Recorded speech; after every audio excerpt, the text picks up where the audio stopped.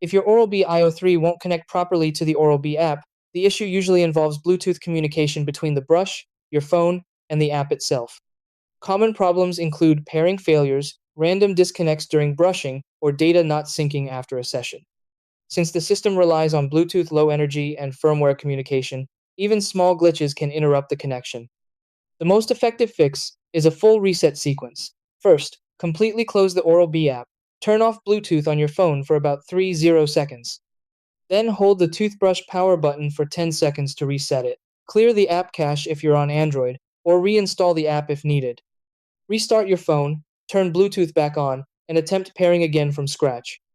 If problems continue, check for updates. Make sure your phone's operating system and the Oral-B app are both fully updated. Firmware updates inside the app are also important.